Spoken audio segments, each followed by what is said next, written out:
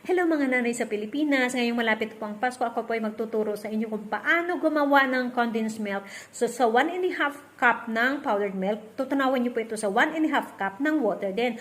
So sa 1½ cup ng sugar, ilalagyan niyo po ng 1 cup ng water. Tapos pakuluan niyo po ito kasama ng butter, mga 1 teaspoon ng butter at saka a pinch of salt lang.